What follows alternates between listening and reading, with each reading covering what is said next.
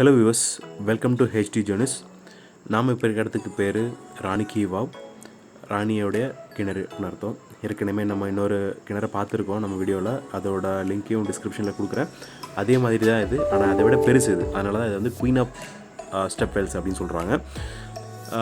இது வந்து எங்கே இருக்குது அப்படின்னா பத்தான்கிற ஊரில் இருக்குது, குஜராத்தில். ஸோ அகமதாபாத்லேருந்து ஒரு 1 கிலோமீட்டர் தூரம். இந்த படிக்கிணறு அப்படிங்கிறது பார்த்திங்கன்னா வந்து ரொம்ப பெருசு. அதுவும் இல்லாமல் வந்து இது வந்து சோலங்கி டைனாசிட்டியில் உதயமதி அப்படிங்கிறவங்க தான் கட்டியிருக்காங்க. அவங்க வந்து 11th செஞ்சுரியில் கட்டியிருக்காங்க இந்த ஸ்டெப்பில். வாங்க பார்ப்போம். இந்த கிணறு எல்லாம் பார்த்திங்கன்னா இங்கே உள்ள மக்களோட அந்த ராஜாக்களோட ட்ரெடிஷன். ஸோ வந்து ஒரு கோவில் மாதிரி வந்து இந்த கிணறை வந்து வெட்டி பாதுகாத்து வராங்க. ஸோ நிறைய சுவாமி சிலைகள்லாம் கூட சைடில் இருக்குது. நம்ம உள்ளே போகிறப்ப பார்க்கலாம் அதை.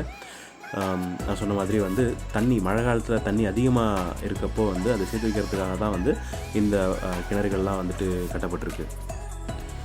இந்த கிணறு பார்த்திங்க அப்படின்னா 64 மீட்டர் நீளம், 20 மீட்டர் அகலம், அப்புறம் 27 மீட்டர் அதோட ஆழம். ஸோ கிழக்கு மேற்கு திசையில் வந்து இந்த கிணறு வந்து வெட்டப்பட்டிருக்கு. வாங்க உள்ளே போய் பார்ப்போம். நம்ம உள்ளே போய்கிட்டு இருக்கோம் இப்போது. இது ரொம்ப நீட் அண்ட் க்ளீனாக மெயின்டைன் பண்ணுறாங்க. ஸோ சுற்றியில் இருக்க கிரவுண்டு எல்லாமே வந்துட்டு ரொம்ப நீட் அண்ட் க்ளீனாக இருக்குது. ஃபேமிலியோடு போனீங்கன்னா நல்லா டைம் ஸ்பெண்ட் பண்ணலாம். ஸோ இதான் நம்ம மேலேருந்து கீழே வந்த வழி. ஸோ படியெல்லாம் இப்படி தான் வெட்டியிருக்காங்க.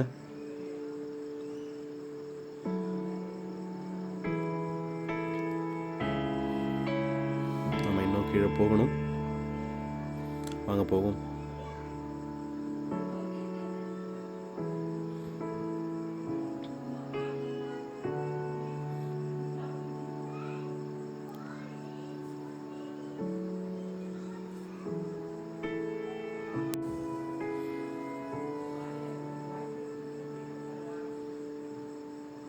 நம்ம ஒரு சர்க்கிள் அடிச்சிட்டோம். இப்போது சுற்றி ஒரு சர்க்கிள் பார்த்துட்டோம்.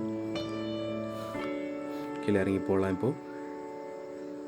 ஸோ ஒரு மண்டபம் மாதிரி தெரியுதுன்னு நினைக்கிறேன். ஸோ இந்த மாதிரி மண்டபமாக அப்படியே கீழே இறங்கி போகணும். நிறைய ஸ்கல்ப்சர்ஸ் இருக்குது, உங்களுக்கு தெரியும்னு நினைக்கிறேன்.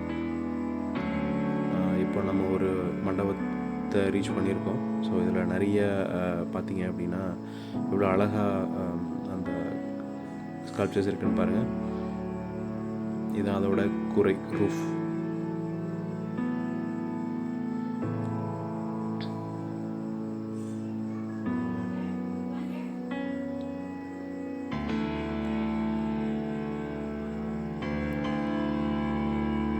நம்ம இன்னும் கீழே இறங்கி போய்கிட்டு இருக்கோம்.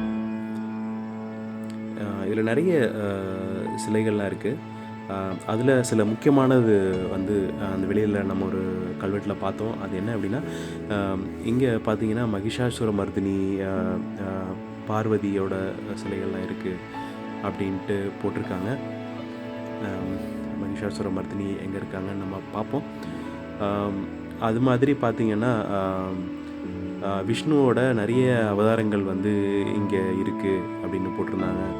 அப்புறம் வந்து பைரவரோட சிலைகள் இருக்குது, விநாயகர், அப்புறம் சூரிய பகவான், குபேரன், அவங்களோட சிலைகள்லாம் இருக்குது அப்படின்னு போட்டிருக்காங்க. லக்ஷ்மி நாராயணர்லாம் இருக்காங்க அப்படின்னு போட்டிருக்காங்க. ஸோ இது எல்லாம் எனக்கு பேர் தெரியல, பட் இதெல்லாம் நிறைய அழகான ஸ்கல்ப்சர்ஸ் இருக்குது.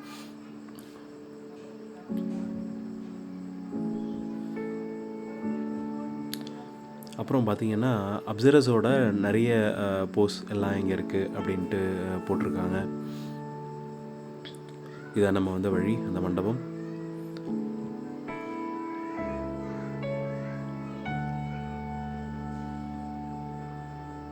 நம்ம மகிஷாசுர மர்தினியை கண்டுபிடிச்சிட்டோன்னு நினைக்கிறேன். ஆமாம்,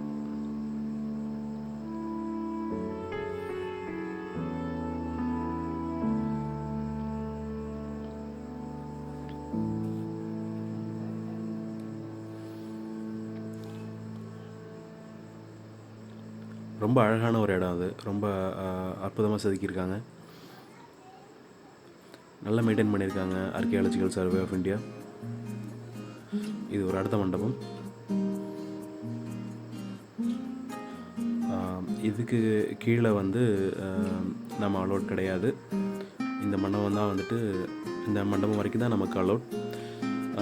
இதுக்கு இங்கேருந்து பார்த்தீங்கன்னா அங்கே ஒரு 2 கோடு மாதிரி தெரியுதுல்ல, 2 வழி மாதிரி.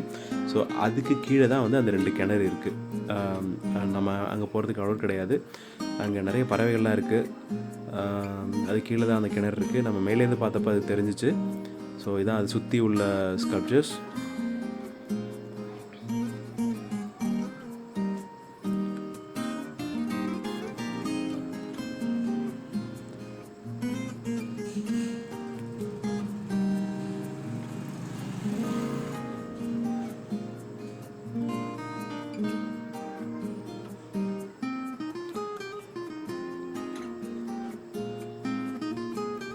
இது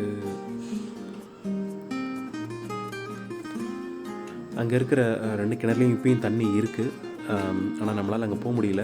நம்ம சுற்றிலும் இருக்கிற அந்த ஸ்கல்ப்சர்ஸ்லாம் பார்த்தாச்சு.